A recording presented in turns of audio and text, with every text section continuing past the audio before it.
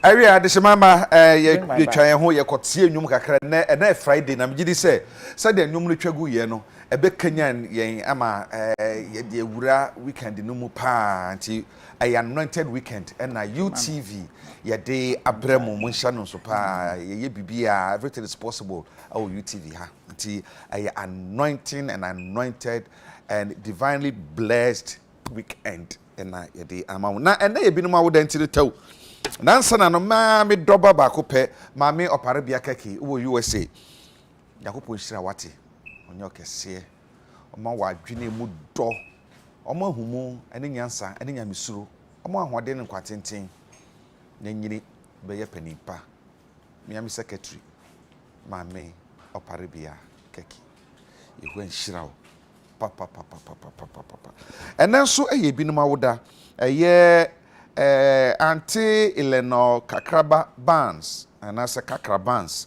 Mammy Eleanor Kakrabans, and Ewawoda. If you doba, Mammy Tiwa Boatiho, was it what do, papa. So, and now was a kid court judge with him for a Japan bar, and a Yewawoda, if you were yere anti-vida, and I think Quadania Bushian Fooning in our summer happy birthday, was a kid court judge to for a Japan. Abena dansoa o East Legon wo se na eye wa woda ifriwa wadan for Star Girl o East Legon so my happy birthday sanso and Simon Kwesi Kuma wo Golden Jubilee terminal temahabo King David say me kan che say nyakopon wo hira na onsen hira na o hira o bebre pa very bebre last but not the least Shadamoa also ene eye wawoda Zoom Lion for financial manager Emma Zoom Lion ene wawoda enti rich happy birthday if you doyere Captain Francisca Amua we sojani into yire sojani na say oh you tough so my happy birthday ene yaba betina se ye be din komo last week ene lawyer Sami Jamfi we din komo fie kan small do bebre ma me hye mo bose na wotwe mu nso no ye be hwe kwan se bitumi anya obi every the other side of the political divide NPP na said am kan ye no ye de yosia ayoyo ama yenya abrantie ba ko fie ha ofa ne ho adi na on farming nyahwe na ye manifest sa na ni agye minka binka ho John Boadu ye general secretary my NPP machi me just so night saying adom ye dem yes fa no fa ho adi say o no ma sheda na me mbu ya na me share we chiro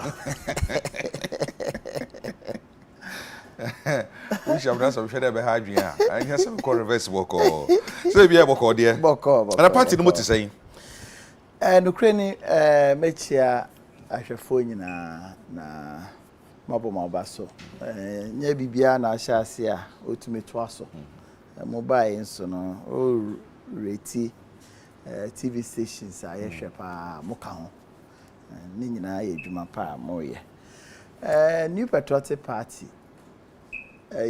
party a ewa abemu na over the years no say party no 1992 a 92 election wa hu de call no 96 until hwe election pa de ato amuda ho pa 52000 eba na 52000 ebe win elections no win 2004 na win 2016 win 2020 nti ye party na nye party a da form kra na wo hwe niema akoso wo memo nso a o to yi niema ye New Patriotic Party aban na aye de aboa ye democracy a megidi said ye beka sakra de beka say other parties contribution to our development no ebe ketwa pa nti a party a competition wo mu ye party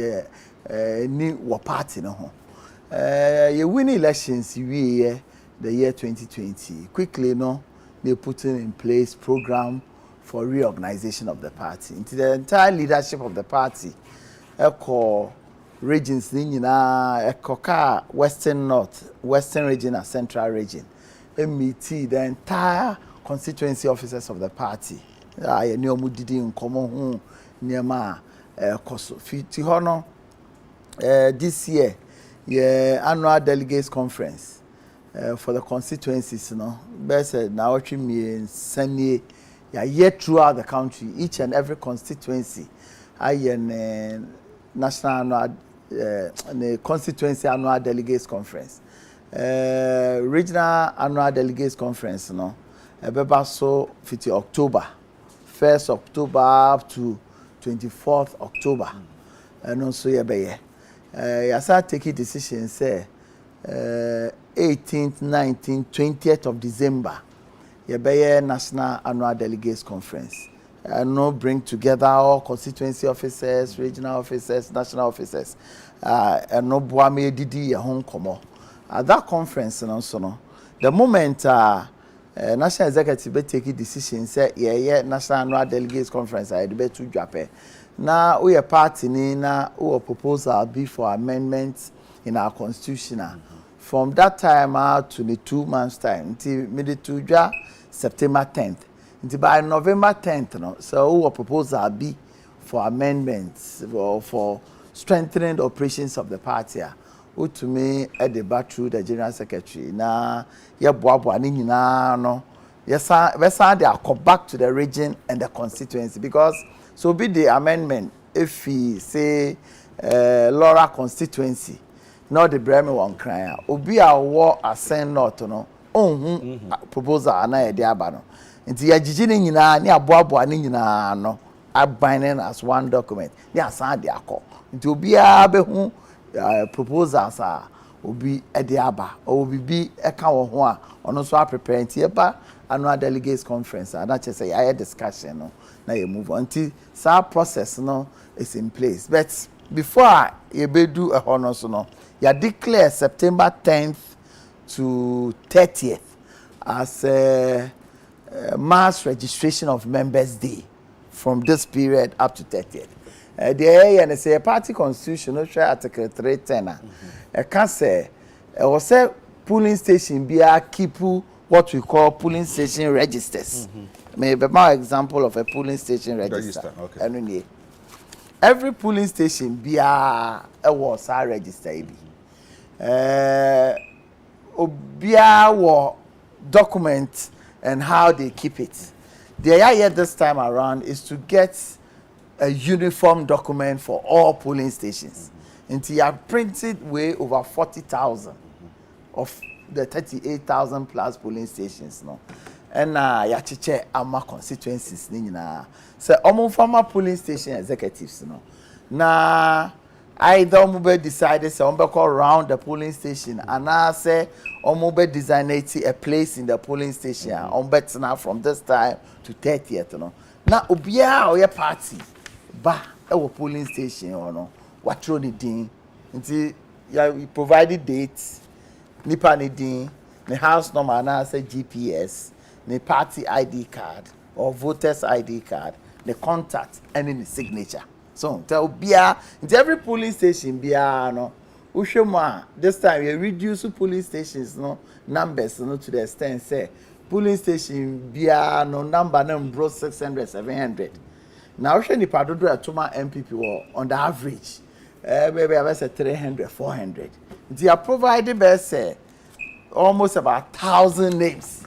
Into whether they are about polling station where be our party ni because yeah way to know our members to know because 6.5 million Ghanaians that to Obama in 2020 no we GD say bebre o no ma on person bachelors or MPP because of be the Juma or yeah because of Ghana constitution and but she be about half of them there only are members of the party. This time no politics no it is not just local personal. Say what details of members, numbers will be almost here. It makes it easy for the polling station executive to mobilize, to be able to reach out to people. because sometimes when we headquarters I know beef baby aba say or your party ni and maybe our pay X and I say what you have no means of even checking say a press or party ni and answer on your party ni where yeah periodically no you bet just polling station registers in yeah recording in our constituency registers mo na almost so at the Abre region at the Abre national necessary region be keep constituency be keep copy and now say omo amefa constituency no e be keep copy na district and I say region and also keep copy as a national so keep copy and I say for process mo ni na be di mo there be there ten say we no there e be what police station or afebo okay periodically be every 2 months and 3 months constitution e say every 6 months no I say updating register okay updating of register just means say ebia obi foforo aba ya ba cho ni di account so be free mu o say yi ni di ana ye hu so obi na nko ya MPP ni me na say ni nsem o keka no enya MPP nsem ana DDC atem odi constituency officer even pono odi president atem na say ni pa no ya update ya o say mu be direct nti periodically na constituency secretariat no ebeji polling station register na bibi ne be kan o mo tu copy your bibi a friend constituency register so e wo constituency o okay and also ya 275 ya chama constituencies ni nyina njomo copy ye wa ha e be good constituency register they will just give it back to them to take back to the polling station okay constituency registers and also no also periodically region for ebeje to copy your region also they are more region for also almost the ebe na national so they are region bio na yes so you were register e at any given point in this time we say yeah no the party no we are very proactive technology use technology in the things that we do ebedu baby no meti ho na wo odin a bibisa polling station pe I can go to your polling station register and know say no clear on my phone and know say no clear o your member and answer o your member o your me chedo em betu be who baby awo even at some point gra me to me I send no message crowd on your birthday because we determine date of birth in them process okay it has started process a lot of the places no koye pa because reporter meje me ankasa fiti ochina no ye former regional secretary wo Eastern region ye fe na Les Agboko waka ba bi ye 1 week no ochina we are meto aso akota krase ye yi contain bi ye national women's organizer ne nua ye yi ni contain wo takrase me fa ho me fi ho na mako asin for su mako me polling station akọ register okay mako throw me din yeah it be a your member be a metia as general secretary me nye general secretary because me tinkran ha me general secretary because me a poll station member okay at SDA Wasen North constituency nti e wo say me din was I register no ebedu baby no be pet national positioner e be say udin or register no ma e be kwa check who say date ni e ma nyina wo nti utumi enko forge bibia so nti eno no ya ade aye nyina e be ye and we expect say biara whether you president or you the lowest person in the party or the leading member or whatever we expect say between now and 30th September no obiara be kwa akocho ni din and no nkyere say ewie 30th September na ewie we ongoing nti abribia utumi ko akocho date amasha da set say just for the mass one yes obiara ni ntumi take stock immediately of the numbers are within 20 days no yetumi register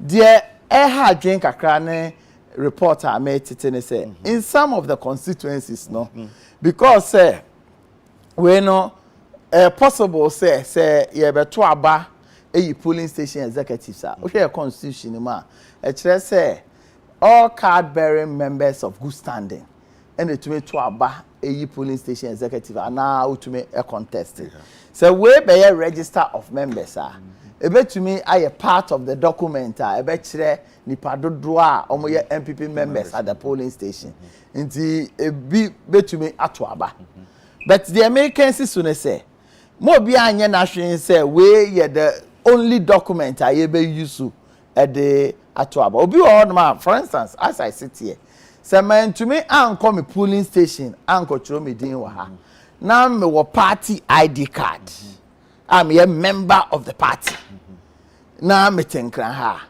edumre say ye to aba wo me polling station me kra me ID card betumi akoto because me a member of the party me ID card nso kire polling station me fi me voter ID card nso kire polling station me fi nti utumi deny me from being part of the process of electing. I am national abattoir na wokan na say general. Oh, me say general abattoir na say abattoir to elect polling station officers of the party.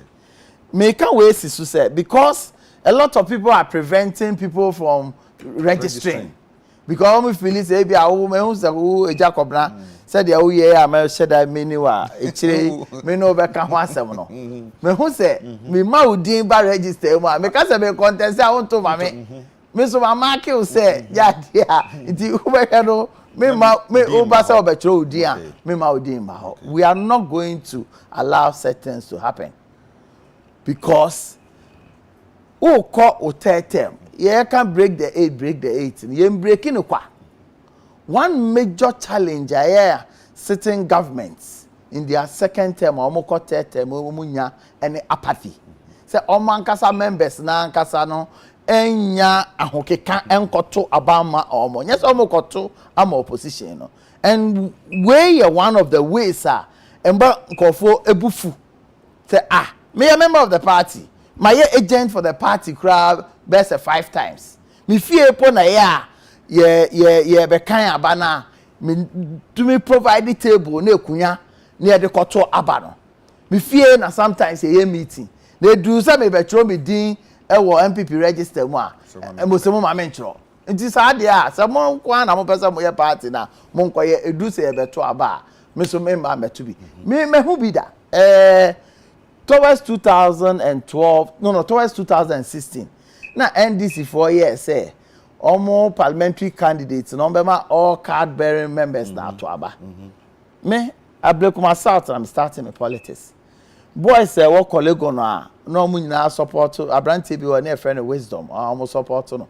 Because someone say the person of contest say almost registers our members now. Almost told money in it. A lot of them were denied access to the registers.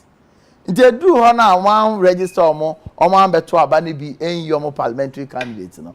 Edu abato no. Omo so say is a mu ene ye yakwama NDC ya edu o say ye beto aba eyi parliamentary candidate dia mo yi film dia yen so ye nkoto aba no.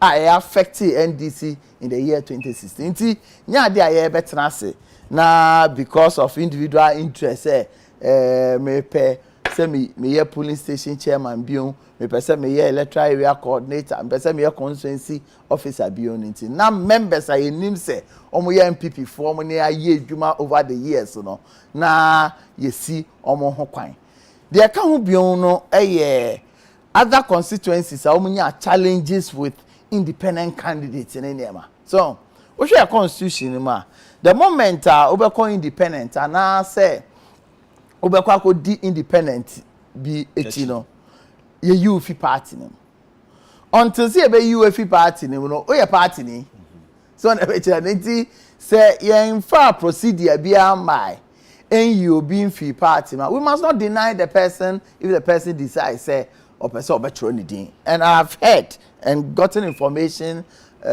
with some constituencies yes Mr. Regional Party they say they know all these constituencies and the characteristics omo embo modern sebi no crese e beto abanesi e bet party ni who here saying who individual interest no you understand but other people on back party as them they will run away and say and that is because one try okay it will be but that's not my concern. My concern is that you be we exercise nyina na party na hoɔden ɛno egyina so. It doesn't matter your individual interests and all that. Until Mr. the regional party, as we get the reports, no, you had more. No one to take action because they know these constituencies. These constituencies are here can once no, and yet and then the problems now started. Primaries almost call candidate be ni obi assem constituency primaries and all that. Way history of these constituencies, we know all of them. So. They should zoom in into those difficult constituencies, you know, to make sure say the right thing is done. I mean, Jidi say to me, it is the party that benefits. It's not about the individual member of the party. Okay.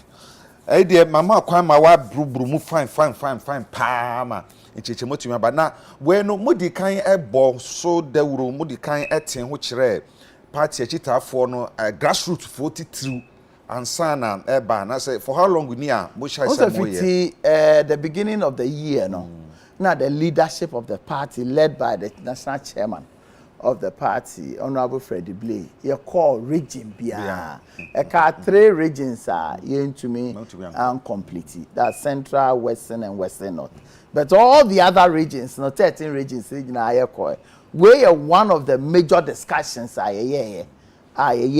region for constituency for we share media engagement and so we use opportunity na chechire mo I expect a constituency no so ebe chechire mo because say me yes me ko chechire polling station 5 years you know to mean polling stations until na your hierarchy of the party no region no or constituency no or electoral area in a polling station it is so arrangement and sufficient discussions akoswa Mejidi said yeah once in a while you get feedback as to there be any and this is one of the platform you use also at the church we September 10th no we have press conference and so at the church yeah okay John Medasi yamra ensemu the nation's prophet na say no one some by you you bishop owusu no kre say ye kire no ho say bi no kire say wo ni say as a party ni obi a wadi party achi obi a wadi nyamesom achi obi a wonim sana sofo omadwuma obi a wonim ni yie pa no wo hu sa nsem na esi ni say I think say it was unnecessary. This problem ayenya as on mine where I over here now suffer way anyway omudi ano bye in some now we are record the way anyway fine over here chile now a feature no anyway akọ just say sometimes utia now be sound say nyamesom no na ye akosisen and dancing abrantie bi ekọ so nua TV as den o say first na oyo comfort na ritual medesa why ye nyasem ketwa amane kan ya kan ko ball former MPB say some election bi a oye bibi man no o sie live pregnant woman e woni fie these are things and this say so cry particularly on national television and all that and I believe say no matter how unfortunate what happened no I believe say a major step Mejidi say going forward that kind of anyway na na say na beba from cry because they are leaders because obi on ma say apart from political leadership and the kana omutie no omutie asofo no pa obi o to me koton ne ho ne ma nyina ko bo afore because they believe and trust in the leadership. Inti Mejidi say unfortunate yes nisanke the politics remember they won some say mo montana yi ma niamane bi nti na akokọ yesa say wakasa de ama we say we the oba enye we so enye nti na manabasa palasem first class sa obi obekasa bia esi meeting bi ko so kumasi party bi ase open ma menka bi nchiro obi obekasa bia na nipa kro no just keke bibi egum keke a total inferior kind of thinking ujidi say ye internal way no eno na ma na agrada ekodidi ye na ekoka che na agrada say onko didi osu bempatem ye na ekoka kire usu bempa ne pastors nketwa so omonko na na agrada fie na omonko ye de omoye no omo ayese omo ye involve no omo na omo suma police ne say omonko usu bempa asori na omonko omo a video man omo brandish say toy gun whatever it is no nipa kro na omo kasa no yen advice say police nko ho. What kind of thinking is this? Say you can say your politics not say adwen so yira wo your politics. So what kind of logical reasoning is this? Also almost say meeting Mampeni abedi achire eco party bi e wo Kumasi na party no ko no and oni former IG neighbor so the odipa ne kai anytime so make us omo ye say I said there or can say be asem no kan ye no a favor one particular party member chain or no mapia be the change no they will show him power lights can be na fine mamu entertain for infantile thinking mamu entertain crowd because of politics mamu entertain the crowd o man penyi abede chi a o kana asemi kwesiada na dwona no pa na ne maame ewuye nti ono na frɛ don't let us credit some of these illogical political discourse. Don't let us. Dano me ho say wa brante bi ti ase o man penyi dada o man penyi abede embe yi da no. Who the hell are you? Some way out keken enu ti na o man penyi dada the man penyi abede tie enra na ye ne maame adoa. Nti nko ba no abe press conference. Na there concrete way na o kan na obe yi ano no. Now I better say, what is this? What are we talking about? Now we airtime I use just to clear this unreasonable and illogical way. What can about software and I win way? What say? Said their political parties me no NDC and MPP one. I come here say, o men so no nyamisumu no asofo no so ya chemi no. Ebi no mu yakwafa, wenum so yakwafa. Enti bi no mo ka say mo amanyofo ekuro ya ana mayema asofo no o mo ache menu aka so mo nyina ye focus say o man ho no mo dwene say party we na enya ombeka party we na enya ombeka na so mo ache menu nti they blame the be obabi a o mo dey blame politicians no say politicians na o mo ye den say mo na akwa say ma fa o mo ama we ya na dwene say mo susu say obi asu say we ya NDC pastor we ya ebi ni sabi osofo o ye we djuma now obenya o prophecy politician na the prophecy be 2-3 and a politician no na obeba osika na the prophesy na kasofu na ebi decide say omo prophecy no ebe ko one line and I say ebe ko the other line you understand and na akoba na sa and the whole way we because you see the church and Christianity even the Islam no you may mean you're Muslim. Maybe to be called mosque because of a Juma yenti. And the fact say Mako chief imam ho because of occasion be no and just say me a Muslim. Say you were different sects in it and not just me support to chief imam there no na me call against the other sect.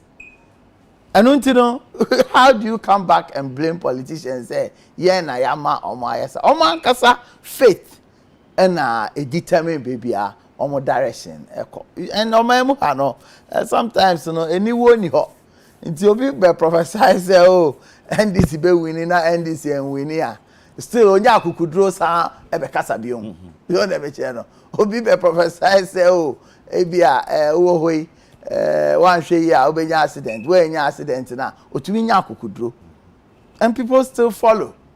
And because we are also gullible in some way, you know, and almost etumi nya that authority to continue to do that. Yeah, politicians now, service. Me was of we I mean now for bebre. And some of them, no, sometimes you to me call my sorry because I sorry for no members were I be MPP, be NDC. Sometimes when you say platform now, utumi the church there. They are buying no air yemu. Obi wa okra na on that. Obi on radio, obi on TV. ne faith nyinaa wa sorry no ne trust nyinaa wa sorry nti unya sa opportunity na utumi de church as to the osofo no be ye and as onye no no de nya ye na etumi determine there bi ma ya hwe we breaking the 8 amoka ho asemi ebinu mo ka se enye feasible esan so man hwe yabako se mu amampeda da a wonya ne ba bi ko jeje papa je nya mfie nwotwe mampeda da je kufo nya mfie nwotwe mampenda da mo so nya ne ba bi ko ne mampene mahama mfie nwotwe nti 8888 enti no ebeye den se mo betumi break the 8 more especially wo bra ebinu mo kire se oman si kasa mu nkoyie ahokire wo ho ene ne metete saa no ebinu corruption na asefo nsem ahodo bebide ni nti no samba samo makobio de ebeye den se mbotumi akọ obi kasa anu yibi na de bema de tene se on se US saa na ya na nka kono but there are presidents a omoba 8 no kro munya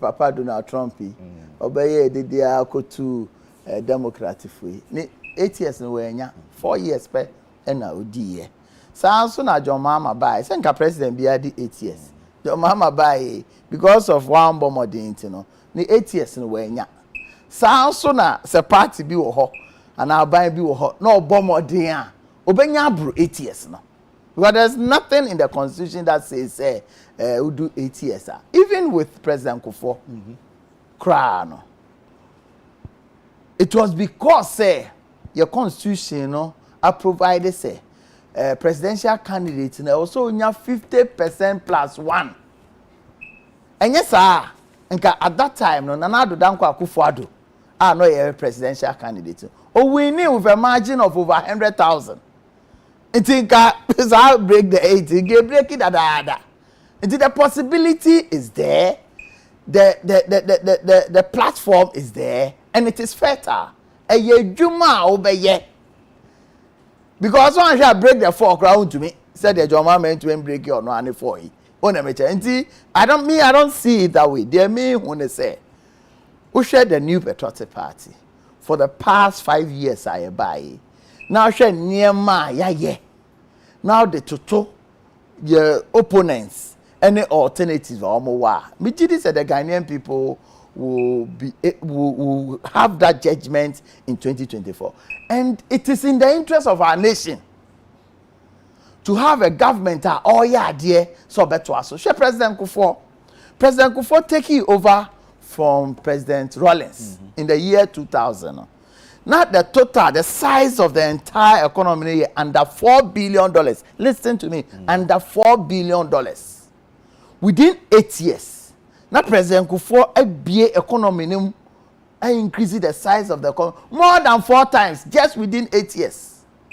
And the economy do over $26 billion just within 8 years. So, but we had a government 19 years. Now the economy is $4 billion. That time, no, I take you over. No. Now interest rate at the best 45%. Kufuor just within 8 years, no, it so about 22-24% within 8 years. Now inflation, it was close to 50% in the year 2000. Our city depreciated over 50%. Now your debt to GDP ratio in the year 2000 was 250% of our GDP. For 8 years, Kufuor reduced debt to GDP ratio to just 26%. With a lot of intervention, you call HEPIC, a year away. Your cocoa production in the year 2000 was under 400,000 tons.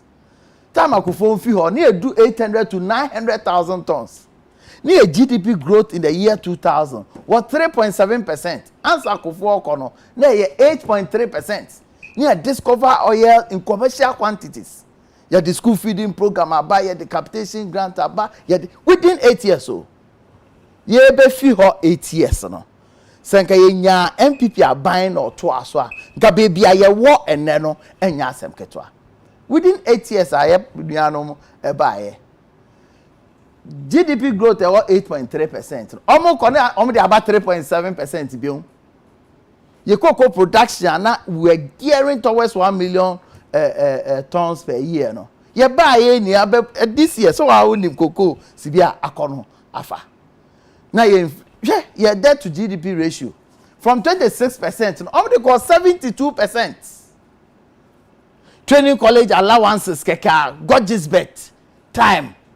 You dey encouraging kwara mo call training college, nursing training, go teacher training. And this in kwa say omutumi ntua. Because no ma we nam no e ma na to dompe. We share a year omo total revenue omunya omutua almost statutory payments omutua interest on loans and principals omutua salaries 99.9%. It means that there was no physical space at all for them. Inti nyema also omutua inti around that time was a school feeding program na egu, national health insurance program na egu. President Kufuor started identification system omo for 8 years. Omo ntumi anto aso omo ntumi enwie. Nyame adom ye yi omo fi ho a MPP baaye no. Sa nyema nyina ya reverse no. Amene nkwara omo because of sikanti omo ntumi ntoa omo secondary school no. Because of free HSS inti no. Nkwara ni nyina over 1 million students it was school for free. You understand? The year can and just say you can in the interest of the new patriotic party. It is in the interest of this country for us to get MPP are buying because anytime a MPP bebano in Niamba Ekoniye, there's mass improvement in the lives of the people of this country. So na me tell you, say o person o come back bi o a, o san dey come on bury nam no, please, on bury nam no, mana atudompe. Yeah, buy. This country. So Kenya nyame adom na MPP by 2017 2018 almost had the GDP no call 3.7 no.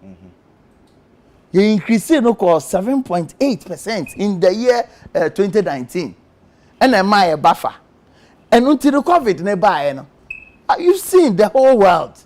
US, she nipa dodo a ewu. She UK nipa dodo ewu ye. She Germany. She India. She Italy. All these countries, you know, strong countries are nka omu go sika pa. But omu leadership no aim to be manage COVID, you know, to say the na do dan kwa Kufuor ye. It you say all these countries are my boy. Ube to your opposition leader or thank you to all. It is only in Ghana because of Sibia Nana do dan kwa Kufuor ya manage COVID.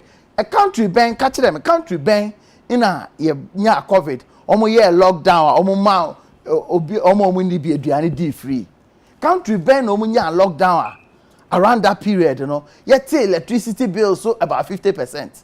Country ben you know during COVID time yet we dey water bills for free. Country ben it is only in Ghana. And let me tell you so water bill tell me let me tell you okay in the year 2020 throughout the world there are just about 30 countries and to post to positive growth, and Ghana is one of them. As we speak now, there's a rebound with all the challenges. Year 2020 alone, we lost close to 23 billion Ghana cedis. So Kenya COVID, give to me at the actual educational programs. Give it to me the actual contractor for our rules. Just because of COVID. You understand? Yes, there are challenges. Why not? There are contractors are into your car. There are processes in place are very soon. No, you bet a lot of them car. There are schools and can say are completely There are hospitals Kufuor what power no. Erojet invest program no. No ye G sika you know NDC for about 8 years almost to complete. There are a lot of them are buy complete. Into me we to say your friend is saying Siwa Regional Hospital for Ashanti region say into me complete here. After military hospital. But hospital yeah started in 2008. For 8 years you expect why so Kokumase. Interchanges are for starting for 8 years you know by how to be complete here. I want to be incomplete. Until you can't mind now, you can't about development. development and so you share about interventions are abided by a touchy individual. Share 1D1 fire can you? You can see a bay war each and every district. Yen to me and yenina. But as we speak now, you have 105 industries. Indeed, Bisa say, Senga other political parties, particularly the NDC. No more buy upon every year, come to the 10 industries. A can one. Kaminia, Inkayangoy him. Just 10. It was around their period. Now, your industrial area. Yen I industrial. Oh, baby, oh, you know, sorry. Ukoha. Upe indigenous businesses. Oh, unya 5. This is the country we are talking about. So, you see, make a break the 8 asem, and I break the 10, break the 12. The air can say, ya buy no air born a home ording. In your man, Mamma, oh, born near maybe so, ye moon kakra fig, young consum for frosso. Yeah, a binamo casse, some break the 8 year mocawasimino. Mohun say, my dream, any catasha who do be intino. Say, or can be also someone want to me and quant to us, or be a babyano, or the mobile cocodina as any beer, to say PDS and Japanese animano, deal to be a woman in Yasabukuma Crentino, and you can be also a semutimia, Namotwas, and yes, Hadia, will be a babyano, at the mobile cogina cottinas, or be Casas or Tia. I know you've been sometimes will be Casa, particularly from Obiti say former President Mama Ekasa. And I didn't be some say. And now on also hono never be a why ne corrupt practices be of course no person sound better to us be nana.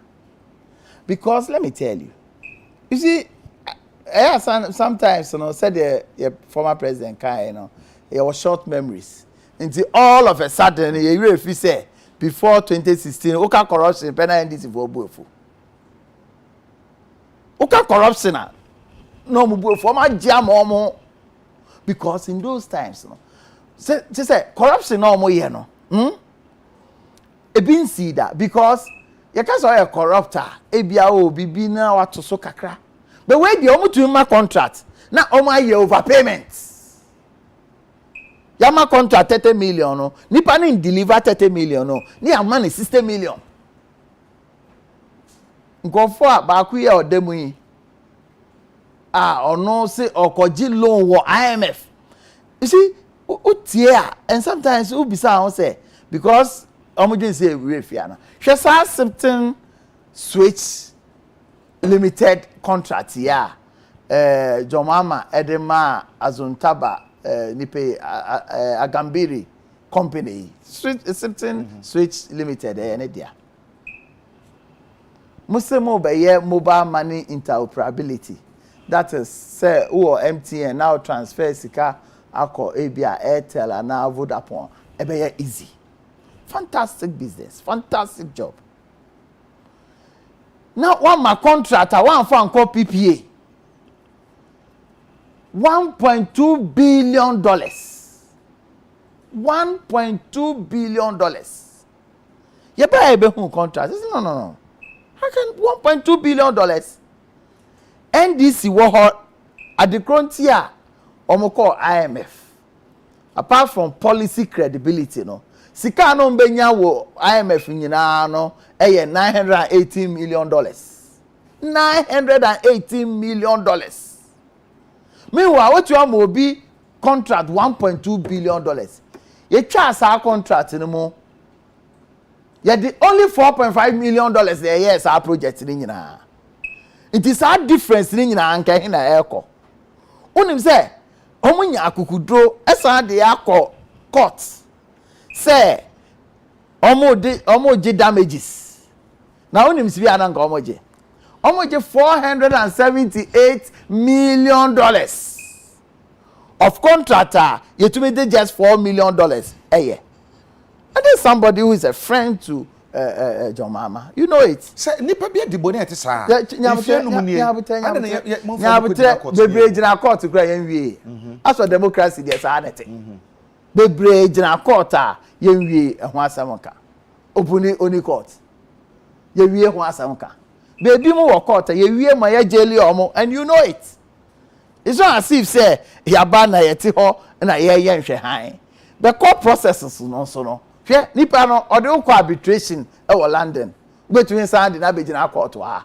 Afa na London court no edi asam na wie. Aka say oh ho mu ye wifo dodo. Mu ye wifo dodo ye nipa bonefo. O man to say Ghana. Na yetumi eko GBC just 50 million. The whole country was put under IMF. And the conditionalities were very harsh. So for 5 years, no, there was freeze on recruitment. Until kwara we school 2010 whole ban nyina no omunye adwuma anye. Because ye dey ho akwose IMF mu a omse ma ye ntua me enje nkwara. And uti dey buy ya ye did not go buy ya. Nkwara over 100,000 ye gi omo within a period of time. So na be chere. Until dey ya kan no enye Sebi. As for corruption there be a auditors general report yehu. It is not only limited to obi owa abemu and also ni abemu. Niema ekoso a enye eyadia it will be with us. And there's nothing that you can do. The only thing you have to do is that as we speak now, send this ni anawo aname yenim say assembly they said the whole PDSC. Say obi ajisika wuma. You can go to special prosecutor, you can go to Shirak, you can take the person to court. So it doesn't have to take another government to come and do that business. Na obi ka say corruption e kan wasem sikadie na sifo na mo opponent so ka say bu kan bi say o my Ghana bibia ewo na yesan prisika 1.2 billion say de kokko bibia te san na sifo no modu. On say ebi no mo ka say mampanin so etu kwan we machine de call ye e ka ye boni de bia da about $15,000 per day and asifo nyina almost say kra no to the time want to the say odware wo wiemu na asifo nyina no ye ka nkan sesa nkan ye bo eno so no wo mususu say ye katashe ne proye eno so you minji ni say so the facts of mususu sa nche say also repeat say corruption. What has that got to do with wo mususu say but you didn't say you're correct, you just don't also repeat it. Say it cannot be corruption. It cannot. You understand? ABR will thinking say ABR a misplaced priority. ABR will thinking say some penny for one reason or the other. Your jet near one ain't to mean called the long hauler. ABR person corner who feel it's unfair commercial over commercial plane. And I'm a who ABR feel is as we speak now, Omanpenyin dada na yire. Say etu omoka. Obi su feel is ni say nko omoje sa sika no. Because these are people are no mo wa ben mu a Omanpenyin dada yire otumi chiche nkofo ne ma. Na che so osika. Je nti na wo say every month no ye di esika e ma no. Ye toka ma no. Oko ye Omanpenyin dada otukwa every month o hwe ne retirement benefits na otumi to kwan 2 times free and then the secretary ne nema me so me feel is enye nti enye ade a wadwen ye ho no na chese ye papa ana se enye papa nti at any given point in time say Omanpenyin ebetu kwan na for one reason or the I mean Gini says sebi akwentio no na ye ne fe ana akwentio no na ye ne de me kai ye ko CK Tadama ye ye de kasa ene fi ha e ko Tamale na omo de sa helicopter bi no na ke be fire from Tamale to na ye wo China Paga. You understand? President drive no ko ye nti enye comfort ana bibia sebi you ko tena play mu tena wie mu a oba fie na ye de play na chewa na enye comfort but ono so feel say eno na oya ebe ma na dwuma no ne ho high no ma na ye dwuma na aboa ya and sometimes the benefit yekwa yenya as a result of some of these travels, you know. A door so saying even the cost incurred in doing so. You understand? Say a top plane for 4. Say you been plane. I don't want to be engaged in, don't want to be part in that argument for or against, because at all times, you know, there will be people in this country they will be omunya, baby omu beda omuni, insi ombenom omuni people no maka say mikramisi kame de koto. Even though I free SHSE, obi ohonoma school no could be in the area that would mean be ako. You understand? See, I don't want to engage myself because my moha you too abide because say or taking decisions say or top plane I'm on mine. And my plane no cry in your home for swan tremu back okra. Dear or accuse you no I criticize say no on the better plane. And Brenson say better than you could like I say. Train. Or no the better plane. She said President Kufuor decided say or CSC baby na aye befitting for a president say or better na ho. Yenuanom on the other side because say it's we ordinary person near this argument in a bar. The obeya na say obubefu aban no anameba. So ehun hia ye bakra de beye nkukobuo and all that. But President Kufuor kran tena sa adan anymore. Omo criticize say no. Omo and a better side. Mama, a typical example. One baby, President Mama now as president. We say now vice president, Aliu Mama and Aneti ho. And John Mama be a president, you know. Or no, so a cotton ho. Time Professor Mills wu ye no. Now saying ka either say obetu if you ho abetna Jubilee House went to and not tna ho. Onim say Omulusu elections 2006 or say and 5 Homano. Are you aware of that? A buying if ya utima and ya will pay and our bet them. And Kayan farm na fano fat free. Now, or manage churches some penny quote na humijimua, and then I say, One him said, or mine she share no, and dress a okwa humijima who choose baby I'll pay. 2. Before 2016 elections, na sa o man share arrangement no na omo atwemu say we a former president and this say ma baby obetina this say ma baby obetina not to me request be aka say you know what happened say na yento about December 7th to na obofo onim say odua bodia o say osum kwadu ntomo de sa report na ba e kire say we a former president and ni say your ma baby tina unu so mo lusu election in December 7th na around 28 o baby na abambagbin esa move motion say sa report no reba omo ye mistake enu tino e was say we a former president your ma dan e dan ni e be ma no ono si baby ope any baby are not no nti so bia be di president nti da uken obi so adwen ye o say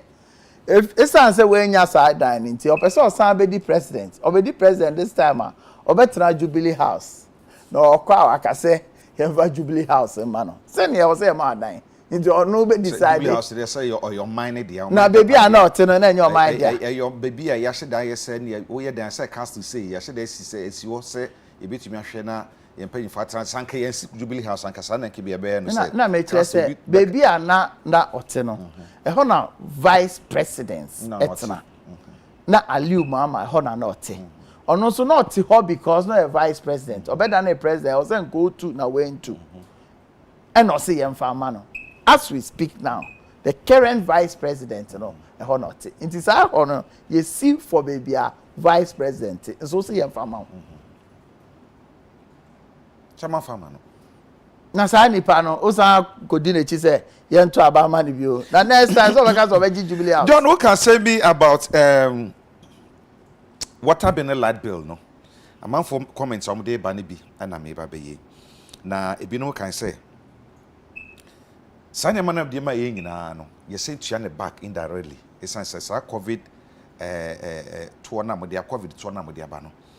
Obviously Eyadia saa enyinama hoden ne nsuo ka ne nyina no yebetua ene back wo kan so say oman ben and etumim no aduane ma ne nkrofo ne nasefo US yenum say oman no eso nkrofo ase ankorankorase sika fam ne niamanema e de boa se na be onbo betumi tumpo ntenya Ghana nko a na African country dance na yes well they never come out so bobo wo bebie wu ye no ye US ne Canada na South Africa no ye West ye de na best okay na best fine na ye hwe wo ka bibia ba napco napco fo ye kan wasem ye wo ekuo bi napco fo ni bi sa 100,000 no mafo mu nyina ko sectors o mo koye no anase ebinum ewo ho the thing say napco no enye permanent job o share the initial way no kra na you say for 2 years no you transit into getting a permanent job. And there are a lot of them as we speak now. We share numbers now close to 40 to 50%. Ebimu ya form wo GRE. Ebimu ya form wo other sectors omo ye adwuma. Nti eye idea in and out thing and ye permanent. It's woman mfa woman de na mo ye wo. Say omo daso wo mu e na ye replace bi. Omo ayemfa omo no. Omo nso no nyame boa na openings ba ba bia ye be fa omo. Won na me chen. Bebre so co security services no bebre so enya adwuma wo other places no. So instead say ka we school abetina fie no. Some kind of apprenticeship kind of arrangement because who compare juma I say for 2 years experience for we nti wo ye juma na sa na all those salary ni sheda ni soro no it gives you that practical experience but can yes sa wo mu a akokwaje ntete te say ebia wo ko GRE wo mo ko health sector no wo mo ko agri sector no wo mo experience na wi nti se penipa bi pa de wo ba ko sa sectors na woman experience na say you can do bebre wo ha omo na ye fa omo kane nti wo mu a wo ma gentitie na wie na ye fa omo nkoye aka ba buso mienu miensa bi na omo de omo mra so omo ba fie no na omo de so mienu we emre so ma omo ba fie o na omo ba omo onyan ko nya ba bia obewom obada so awo that so awo one dem che and like I told you no omo a omo nya ntete a lot of them omo a a friend is saying and National Identification Authority for or through almost tax conversion to tin numbers no they are the same people napco for ya and omo use omo and omo GRE omo ye adwuma nti a lot of them say openings bar omunya opportunity no e ma ye form you understand and nti no bon say security agencies are announce say ye fan call for no your franco forward GRE ya announce because a lot of them omo ye adwuma wo ho no ye absorb omo ebinum wo ha na me hwe letters bi a wo ma atwere de aba na me fese mi hu na me kenkan kire wo nanka wotumi ehwe na anu ye bi o de ama wo sense omo de ha ye wo fi ha pa se wo ma gentete anka ni ye mu a anka wo mo na nka ese bi a yetumi de wo mo kwa ansampo ase be fa dipa foforo bi aba ya fa nipa foforo bi aba nka ifa ne se nipa 100,000 no e be 20,000 e o GRE afi ya fa nipa be 20,000 na bibi etisa enti 40,000 ya de 20,000 ne ba kwa na afi afa chire fo so mo nya experience e bi on ma nipa 20,000 they have fa na 10,000 enti even omo nya ntete no nya omo nyina na be nya opportunity say omo be ye nti ya fa mu 10,000 na de onya no be complaining so na me che no de onya no e be complaining and also nche say unko napco no so na o the requisite experience and background and also no we Ghana ni a any say ya fa but as much as possible no you be person you be absorb omunya scientist because it is in the interest of the organization say unko say sikafo fro enko training call for answer omodu sa level there may be one or two say nipa ho adwuma na ye nipa no dorso you may have one or two complaints you may have a big cry na e be an qualification was so but for one reason or the other no e be I am fan but as much as possible they try say we can absorb those who have already gone through the training John but you see wait to tell you the forward thinking of this government because enya sa ban way and a buyer nka nkwale ya o ka so manya experience go munya experience bi anko mo join unemployed graduate association omone nama omunya hwenye. And I can also assure you say ye nuanom NDC for aka say napko ye omoba ombetwem free SHS nya de ombetumi aye.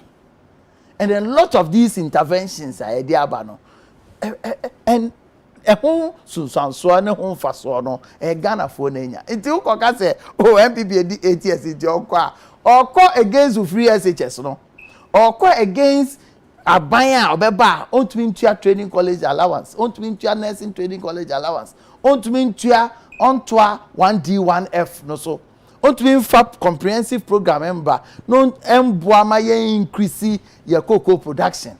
You understand? Ontumi enye niema pa unse ye nko IMF o. And so IMF amaye $1 billion drawing rights to support our budget in COVID related areas. Nti they kind of as will be sending way by they were sending abano. For instance, okay say oh say aban Emma free SHS or bepe kwan biya na betu e no kre aban no onye Father Christmas. Your taxes na ye gina. And no decide say ofan konye confirm momo enko Burkina Faso. Obe concentrating all the tua free SHS. Nti ade aban ye bia no ye fa kwan bi sutua. That's what it is. That's what government is about. Nanka hwan na betia. Ya na etua de na free. Openyi. Say ya na etua de free. E free ma obi a onni bi kra. And yan kan say yan to me kan say January say ade na free. Say yan de free. They okay. US aka say almost so chiche we no. And we free. Almost taxes na no bi tua. So, because a free the man said, "I no so ya taxes ya na to." Na so be in Casa Kufuado sika no de be and so you free. But I been be to me nya, e no dey ka no. Sabi training college allowance I de ma teachers said in SCC. Say nya Kufuado sika. But ben bi wo ho no wentumi anye. Okay. That is the difference I hear ka no. Aben bi no ebe use sika in such a way say, "Onya sika ne bi emfa nya niema ehia." Ghana for enya honfaso. I'm just letting you know, and I think it is something that we must understand. Say, Bibia aban ebe decide say obey any free no. Ye taxes, and ye ya ye decide say ye de support us our way. Inti free water, the free electricity no. The TBR no ye taxes be wo baby. And your year and the cost support. Inti sanity wo baby. There's no government anywhere or wo sika sika nanka enye ya sika nka obrodi sika na yemfa goye. It said in the report we says 62% of Ghanaians are not very sure about this government fighting corruption.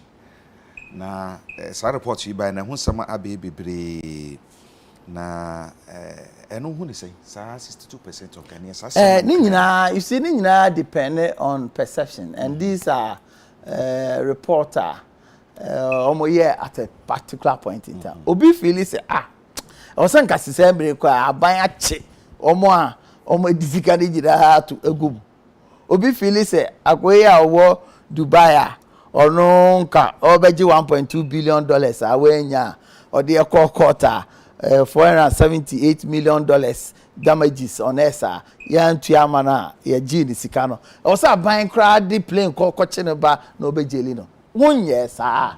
The perception is that to me enye. But yeah abaya ya g rule of law tum.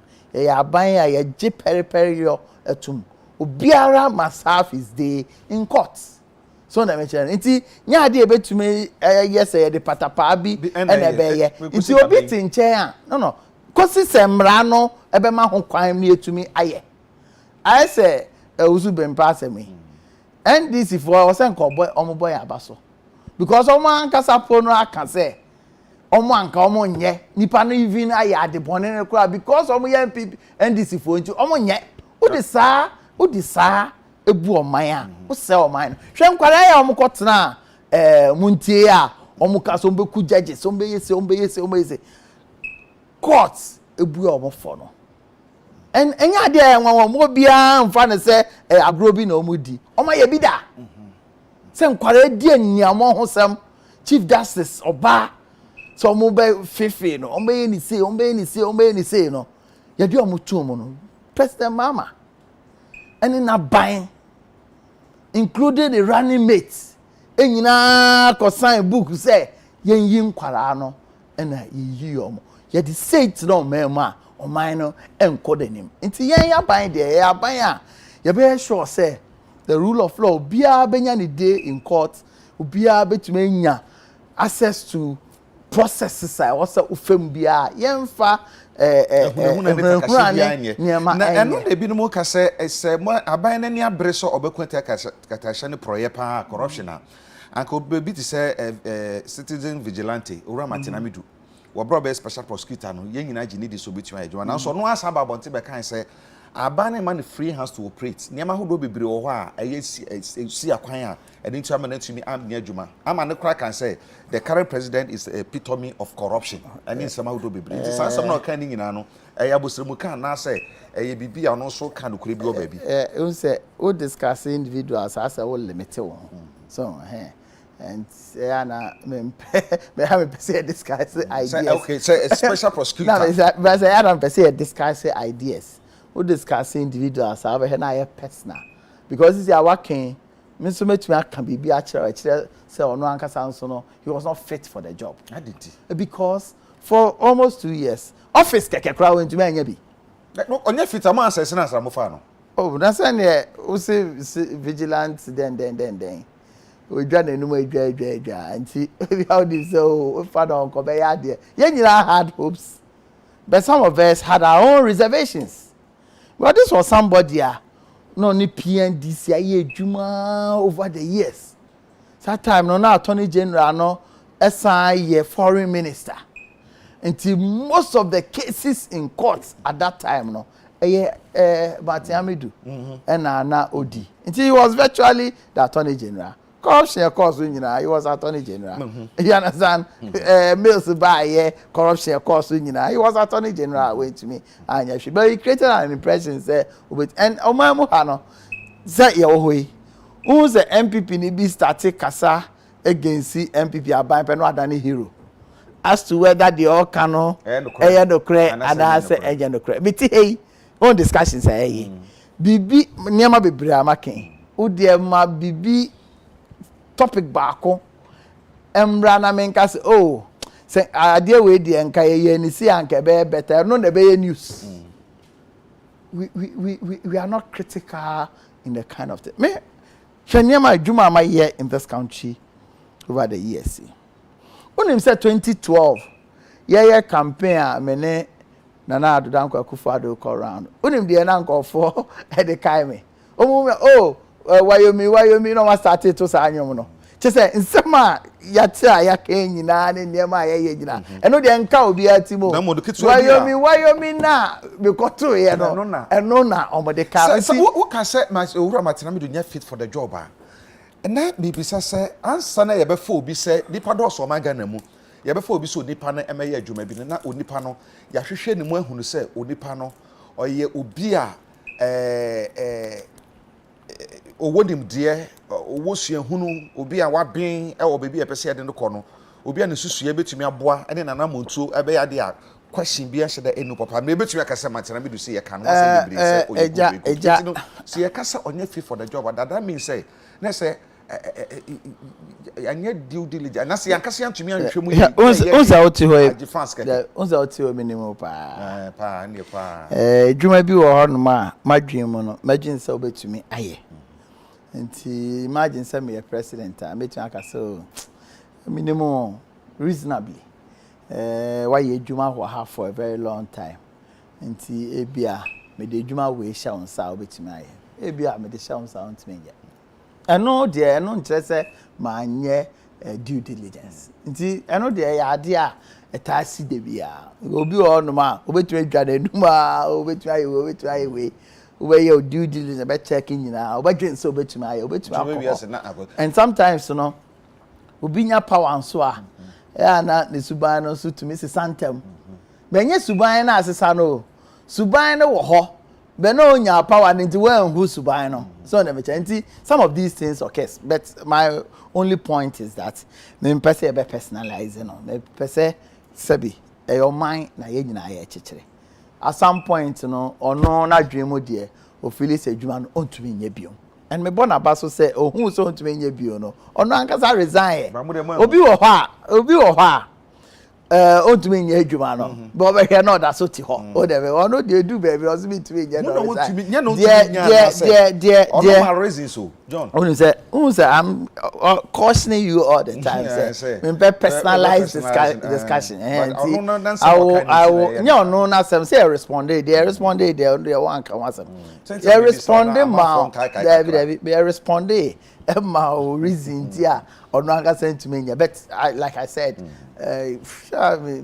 personal discussions we na go say my better had meanwhile there are more important issues between are discussing just individuals yene owura John Boadu agena secretary ma MPP amayuko no na yedi nkomo messages aba Facebook no de comments no eye bebre pa mon koso famra yankenkan ya wana mo amuso na Facebook ona mo kenkan kakra sa na fi yatumi ahwe se dia esi etie na yehu bebi a yede be kwan kasapa na yanhwe asamba ku bia wo ha megidi se betumi aka ho asem kakra na meso ma mehwe mo na meso yi nsem ne bi mfi mo na o na o na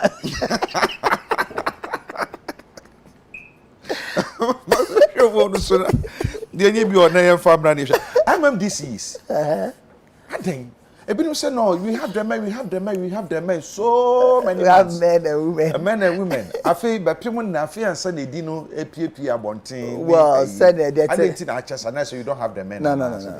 There be the say regional vetting committee. Vetting omo. We no, national vetting committee. We also say the authority to appoint a president nti committee abeye bia no e say o de bre no nti e hand over reports na e ma no no so as president no so enya adaje e ko ni nyina mu mako so ye no so no ntumi and devote to the whole period for MMDCs o edwuma ye also ko otukwan also ko regions also yese nti na nansa ye call e friend saying you call cabinet no ka say nyame adon we wie na dwuma ni nyina na enra no or the list no ebema minister for local government na ono ahwe processor also film na or announce nti megidi say enra no that thing has been done nti fitie na eko nyina no the list will come out nti that has been the process and yes, I share the concern of a lot of people say be a check because we share second term of government we are kodenim kakra. But the president also think that he ought to have a lot of time to go through to make sure say omo mbe yi omo no yenko for on samba back bi on best some because one year due diligence asema ye ken eno anti I hope say baby I do it there. Very soon let's be cook around as they say me I don't even have interest in looking at the list whether I know and no they may try and say minister for local government the better jafiti and nyina we should expect it today tomorrow and the next it is a it is not about because some of us who were part of the vetting there are people professors be more directors of company, be accountants, be a lawyers, be a doctors, be a young doctor, sir.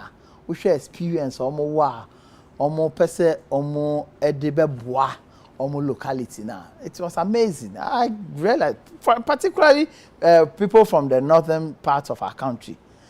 Ejakwab na yeti high yeti hey. Degrees are omo bo honye degrees get wow.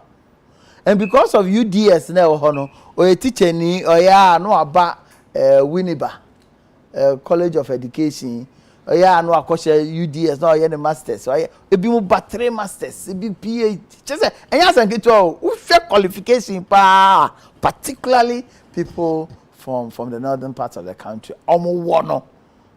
Who shed one now shed one unjin this or was our winty. You bet can't amobia who say your resource, human resource, and papa. Constituency bi or her, district bi or her. Nipa mi and son na 9 na or mobile they all qualify. But there were a lot of other considerations you take into consideration. You share tribal balance, you share local balance, gender balance, you share who is the MP there, and all kinds of arrangements. It's a difficult process, a very, very difficult process. But at the end of the day, we should expect the list from the local government minister. All right, John Boadu. A bit more cancer than saying, I'm a national security coordinator. I can't see me. I'm a job fair. Nan saying, Mebuna, a cocoa pea moon, a woho, draw, and a man for Pejuma. And I said, Kuma cry, ye who, nay, yet may at least expected say, if you huni padomsa by you huni. And a bit more say. Say abano aban a itumi kreti nyuma said the abana eka ankasa maburu bebrebe ankomo nyadwuma ye enti abane kakeke enya do betumi aye ana afi saa de yeye na bia sida se mampeda da je kofa aban abre so omo se abekofo sanlai ebetwiretwuru mudin eye ne mahodo bi na so ko wi ase no omo nyadwuma anye enti the same thing na wensu eba be then the woman between you see, Anna, it is easy to criticize. Okay. Very, very easy. I know any average person can do that. But man penyin kufo abreso de oye no. And no na a boy or create the National Youth Employment Program. The oye no eno nipa dodro a omobaye no.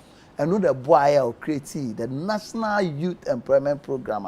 And when this is by on by any G that G near D and near and that organization call for every 1 million in this country.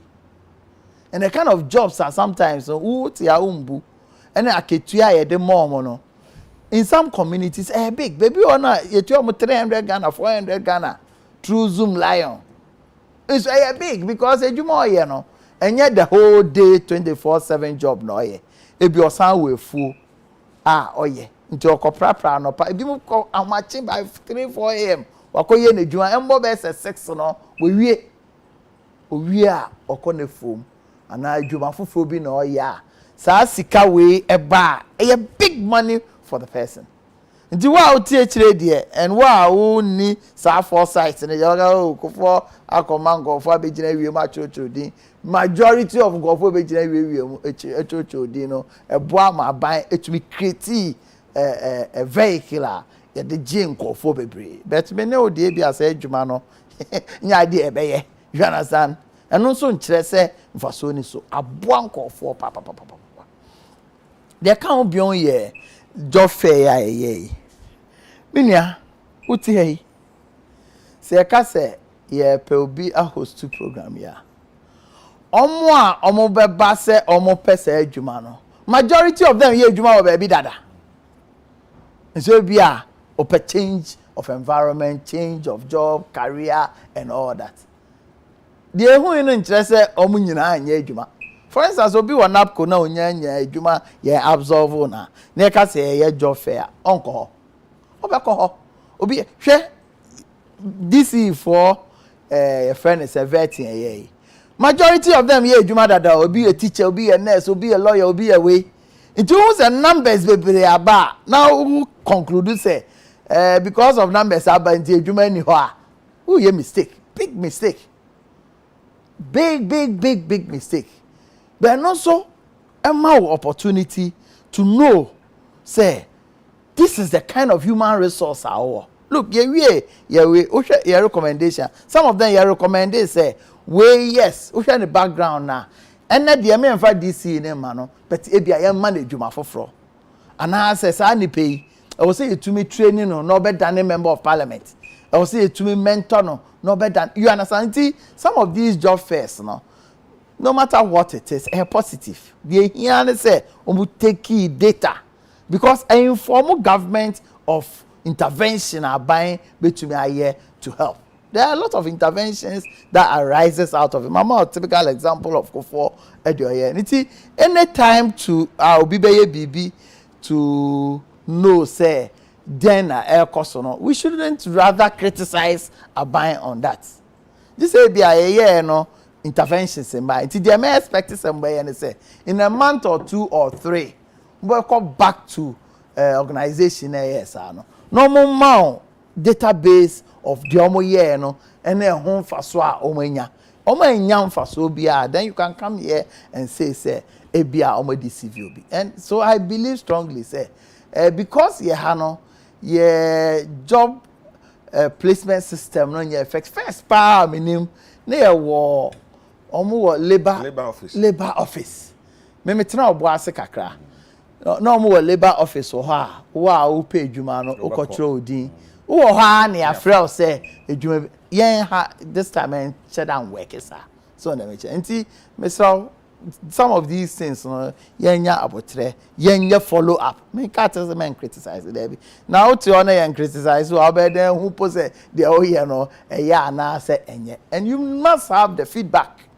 because sometimes no o papa oh here no e cause other people sometimes you twa kwan na o fie mben house e kwan ye fe pa na say ga fie ti ho na e bebubu ya ga bon se kwan we nye kwan pa yes I see so bibi abeye bia no effect and until na wan hwe ye na ya aban na ye development the programs eba wan bomodin and give feedback now dream say based on that until yeah there obehwe kra no na nipa no kra ni nso because the fact say over be see sebi school die or baby no and say no ntiri ento abama.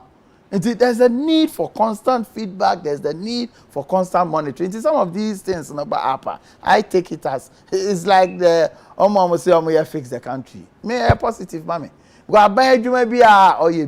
Is to fix the country. So because baby now could just school dying, now school dying no, yes, I buy no answer na buying but now school dying papa si ho na buying na bebubu no.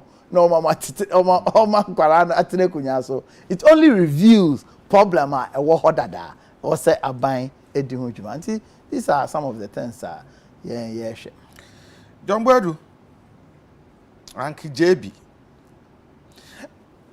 na penny na nado ebra na wo position kan all die be die bo boje so ema oko rally asia or can all die na pacha for about so be die na he and I'm penny mahama so akoka do or die eno you say enye do or die wo omanpanyi Akufo-Addo can all die do now we position anything oh me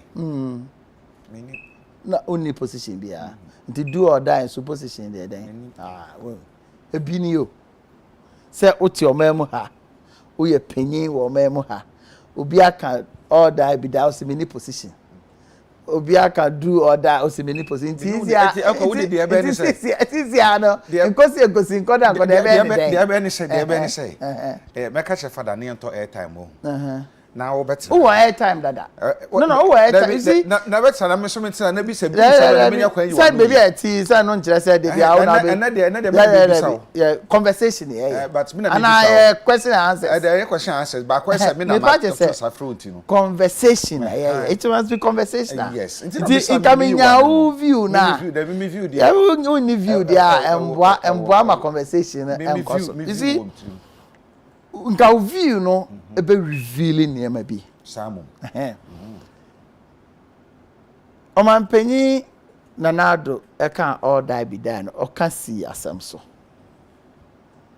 asem na ne sen na sa time no wo hwe niam na ekoso na yakọ akwetia rerun elections and I can tell Uji Chima next time you invite me Abrantie bi your friend Bullet na o agboglosi omu twa ne nsa miensen ye twa fie o sisi an nsa na ka wepe omo wuwu ye omo prepare ye mi ankasa meni ageni 3 days before elections I hear say ye call run etu ana omo toto police for epa omo cho ye wie ya ye say ye besin NDC for no kwose nrem no omo pro ase Afghanistan ye wo ema ya driver ba ko a ye friend ba na on the driver Dambotwe nendi as we speak uchichima asankofo nya me de o meba you understand you feel how agbegloshi in the full glare of the police you ku yon call for best and 9 ema be sinne no police for into me and hwehwem it is on that score na man pay say police and security boy ho ban abra ye ku yen in the open there in the yenso yankase be boy ho ban that is the contest you know when this force yantia say o de infanton chen there man pay that they can also then do or die and the reason anything that's why I wanted that conversation that will come to an understanding of where all of us are coming from. The reason anything say you to aba now call court if you say vote ahen na onya unim vote ahen na opponents nya unim vote ahen na you to aba ne nya ni padodo ahen na to aba unim afraid they all say work who say abato no we need a police station where I was saying you are only advertising your ignorance. You should have known. You've been a member of parliament before, you've been assembly member before, you've been deputy minister, minister, vice president. What contest elections? What presidential 2016? What's uncle 2020? All this while, now news say police station here winning aba. All this while, in the training, I'm the man agent, no, na anything. And not to say. You went into these 2 elections without preparation. And it is sad. Very, very sad. So, a political party like NDC, at least nipa close to 6 million and a 2 abamomo. Now, omo leadership, they cannot protect and count the voter. Nko for bre, ako jine wiem ato abamomo. This is dangerous. Very, very dangerous, A bit to me, the challenges and the problems about Omemo. It instead of you to accept your incompetence, instead of you to accept, say, man protected the votes of the NDC. Omo to abama me go NDC for any masse. Ma court say me challenge elections ayaye. Me so min crash na me de call courts min crash senka yen new patriotic party then I don't know for some of ejina ke kan say me hwe na me say wo senka NDC na MPP na wa nka u call court wie untumi ba ye quarters bi o because what say wo nya de wa bon say akoto aba na nipa dodo eto ma wo as a party you don't know. You couldn't put in place an infrastructure, an architecture. Ubetumi akan ni padodo eto abama. Na nka betena obi on say a chairman of the party. And me anya me nwanwa because NDC for eto abama no as chairman. Then they knew very well. Say 2016 no na ye director of elections of their party. When to me put in place an architecture.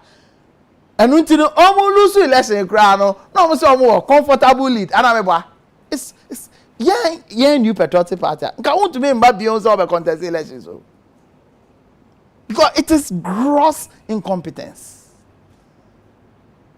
Very dangerous. Very, very dangerous for our economy and for our country. Nka not only do we know the number of votes are the number of votes are your opponents near the total valid vote. And we will go there with over 38,000 pink sheets.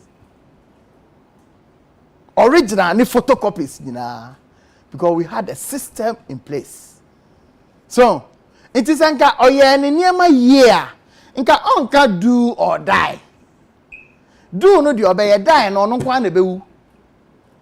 Because nobody so we NDC ni we Ghana ni now go to about my political party on to me and count the number of votes on ya na mfa so ben e na woso. Mfa so ben na woso. So nti me betra ha en condemn or die be die or maybe condemn do or die.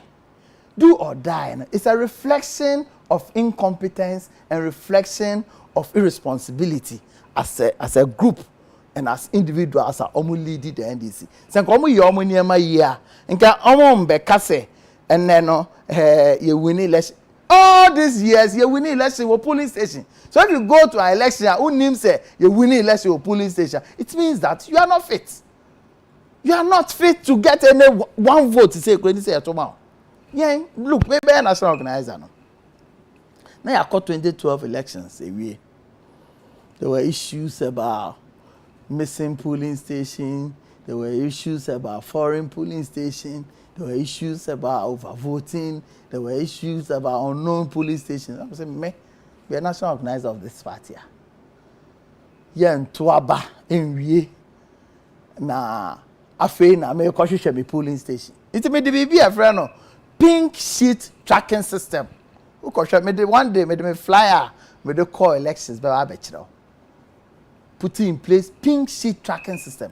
A tracking pink sheet, right from baby, I manufacture pink sheet, up to declaration, internal declaration and external declaration. And nothing na you talk about within 8 hours. So where that new patriotic party. Ya kind of just 2020 yeah NDC for parliamentary we don't so win 140 no so win 140 this clearly tells you say they were ill prepared, they were not prepared, they are very incompetent. Even counting votes are incorporated sorry matching ejina wie ma ato aba ma crowd to here it will be can all die be die obi abesere obi the message be aba say asama wo kan pa na no yade ma ye kase sanction wo pa sanse e kame se wo kire NDC for kon be fa so a won betumi ahye wo ne ma ndom de akokoto aba na I'm doing it wo kra se sanction because what da hinta sem be dey there be there to say oh say na 2020 no mo dream say ye kofa obi fi NASA and obey director of IT. Don't so confirm if that's 2020. I'm talking about the put system no call down. It is not just about knowing or hearing what it is, because the kind of infrastructure, the kind of competence come to have such a system. No, to me, when this for say you do the message by say no.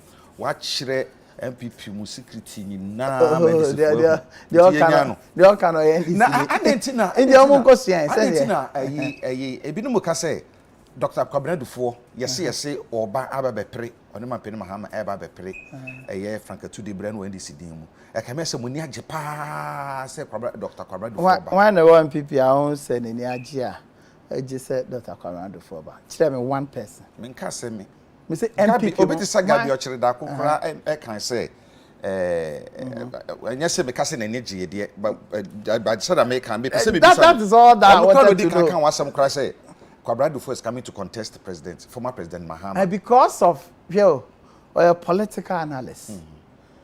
Tama former President Mahama Eko can do or die. Dr. Dufo ebe making statements say we don't need violence in this country. What we need is thoughtful leadership. Honor mind we say no. We making political statements. That we are money opinion jan ekasai also omo here leaders omo brains ndusha omo ni age a nti na me bisa say ho amo ni age no I know people in the NDC omo ni age papa say Dr. Dufo tumi aye bold say opese ono so ebe contest and one opinion jan ekasai no and I'm station ene opinion dan kasa o se ono de Dr. Dufon be kan kire ne se o person contest you be say Dr. Dufon ba pass o person contest ya o be support to ba because NDC here conform with brains. It takes brains for you to be able to account for votes to amount. It takes brains for you to give alternatives. I remember Ghana for who said these are practical alternatives to the abaya or tesono eye. Until your school feeding programmer, dear now bet to me a year to improve on it. You have health insurance, dear now bet to me a year to improve on it. You have COVID, still, uti tima, almost more COVID, them be seen almost in COVID in a call. You are COVID, and that's so yet tissue a warm economy, no, also to me trying. Say, alternatives any day. Alternative will be RT towards 2020 is legalization of Okada Anambra. But you actually me the this. And so Gabra did that. Or call all contest, no. Obisa NDC for say 2016, no. A day name message NDC for car say you two about more obey. NDC for na anka say to me anka. You be so almost say okay 2016 a day name message MPP for no car say you two about normal starting free SHS 1D 1F 1 village 1 dam strengthening the economy providing jobs NAPCO then now okay kind almost to be bobe say 10 but NDC what I can say to me anka back into their opinion jan can say omu here brains no I think that is important say omu will be what's our brains now or the alternatives ebetudwa na nyina ya discuss because sabi you need heaven. We still have challenges as a country.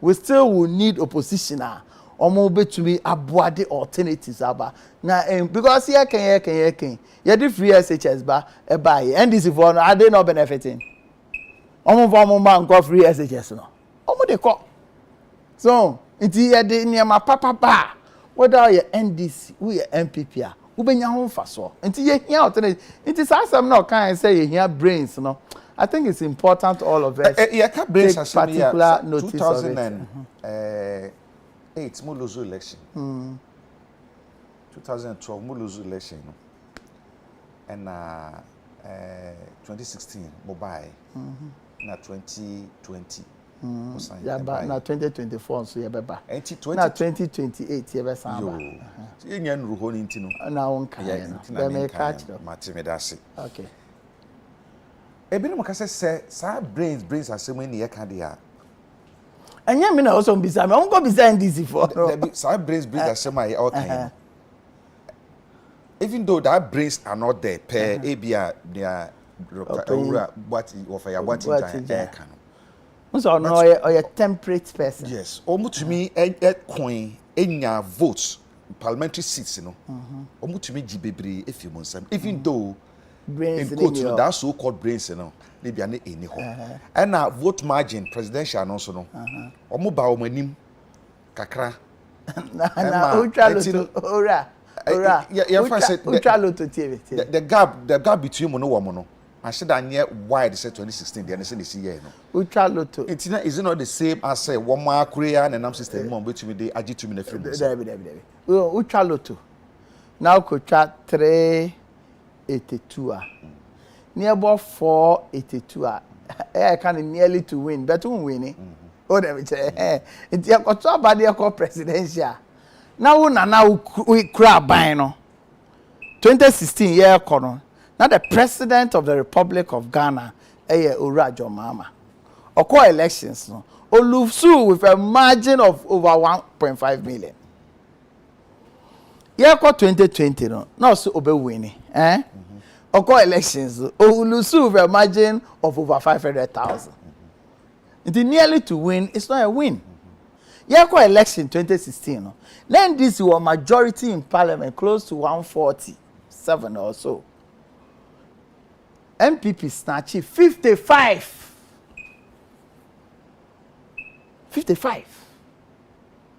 a move from 127 to 169. Your call 2020, oh my idea, so to me, bridge gap. No? But nearly to win, it's not a win. But we share 2016 a parliamentary seat to do Amunya, and it do Muso Munya now. Would you compare 2020 now? 2020 Ben which 2016. No, Mr. 2020 because almost lose more. Yeah, Jim more saying almost. And the facts of man Ben at that time, your fault. You understand? And that's all my Ben when I'm fault. No, Mr. David. The fact say man Ben no your fault. Yeah, Jim more. Si say no, Oma Ben yen kakra. So as we speak down, he will still hold majority in parliament. With how many? Oh, it doesn't matter. I'm saying nearly to win is not a win. Nearly to lose is not a loss. But only pano ebiana most. Oh, indeed. Oh, it is a TV. Ebiana most channel be ebiabe 24 parliamentary seats. 2016. And I say no, which channel be 3 parliamentary seats. No, nipa no to say one man won't change. But nipa krono no chen be se 30 o. And overshoot me na. Indeed, one yard there. No chen 30. No shim ni nyina. No wetumi aben kakra. Indeed, no there enye issue kra. And there also the presidential system of government. So, and a B2 over. There's no precedent. I'll call the second term which may win in this country with a margin of 500,000. Never. So it men your heart say, oh, you know, I had there kakao she because they are say also win presidential, also win majority in parliament. Iti menim ati omani age ana say ojomu hia brains no. Iti ben kan kire your friend say opinion jan say yes brains no. On betumi the brainless programs na akọ. Na omani na baby omo na me gidi say omo here brains me gidi say edi say eye or die be die edi say eye do or die they also omo ya na say omo etumi practically no a training call for omo betumi abo omo vote no ho ban no omo etumi enya campaign messages ebeboa no man akonenim. Obisa, and we need Sami Jenfi and John Boadu on your show one day. Oh, David. Sami Jenfi, the honor ne ya Boabe Esamwa. And a discussion. One just say don't catch ya. And it's Asia. Honor ne ya Boabe and it's Asia. Now, Obasanko General Secretary view. Mesanko. Obasanko. Obi contest one. Oh, say a young being. Yes, answer na Obi mobile baby no Obi and declare. The intention and also be support base no ma bonten and starting the some munya mie nti mo bia nyesa you say what kind esa so nti unim say ni say esa na wo bi sam sa question na so you the papa ne but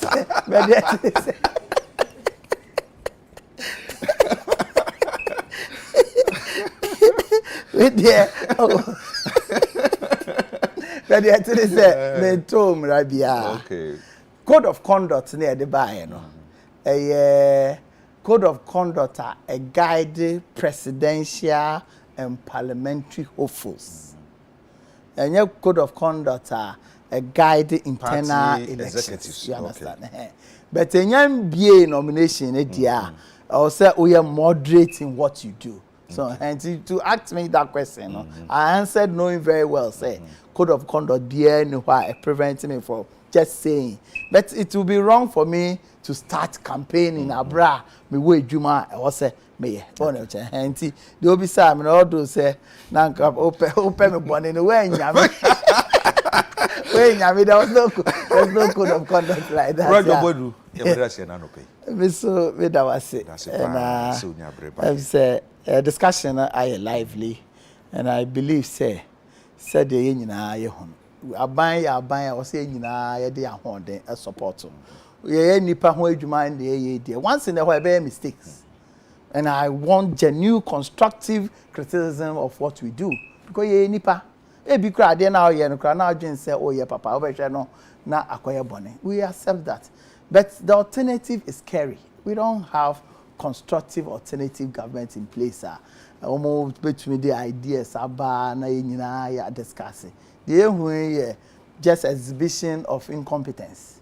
Say, I was saying, agents, Papa, I training on men training on mentumi ambo party no ho ban mentumi ambo vote to ma nti afre de ye be kwa akokun ye ho uni obi anwu you understand there ose monte brofo ase kire no anya yes me say me nchire ase se o dai me say open bola blaster ko bola sa no moka open me nchire ase o but de nti a okasa no nka oye onya daje tena ase etumi ye niema ye a nka onkasa nti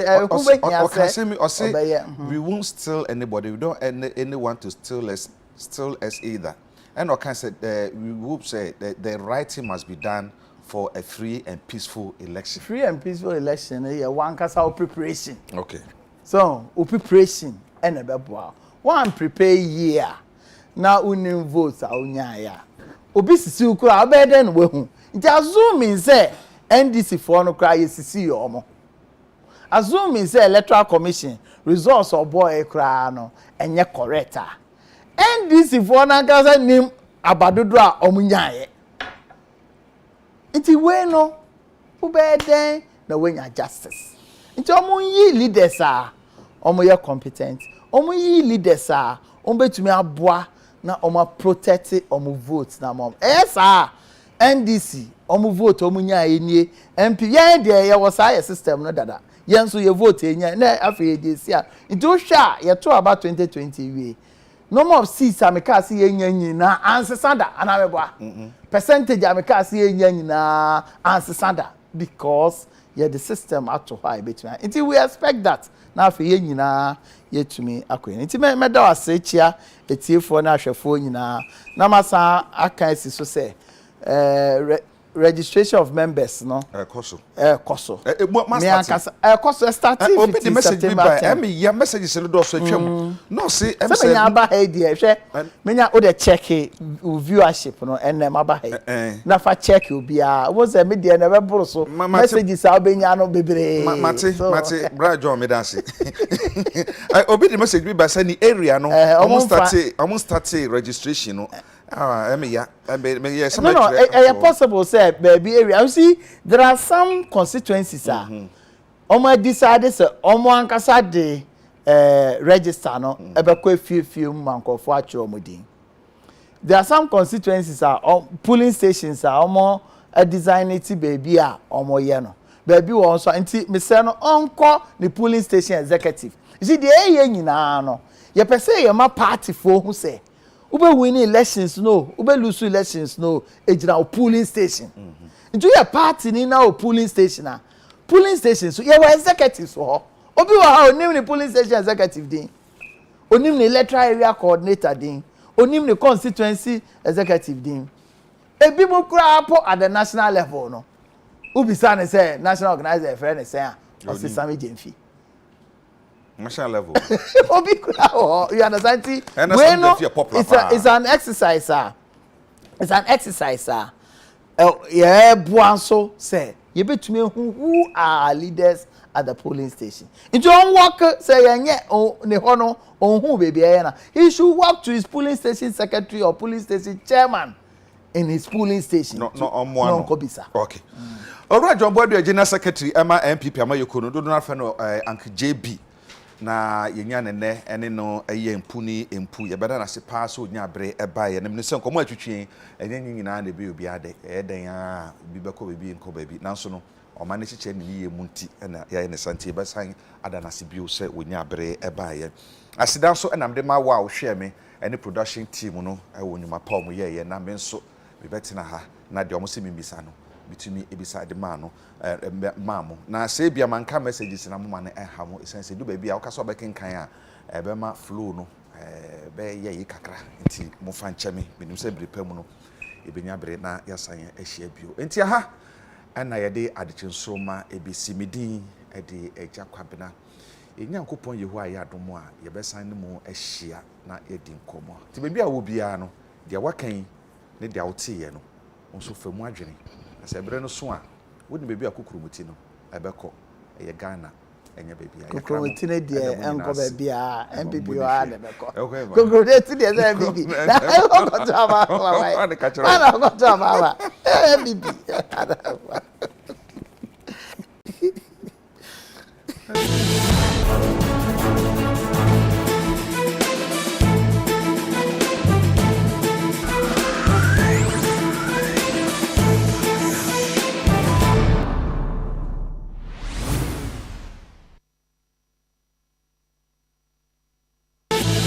Amen.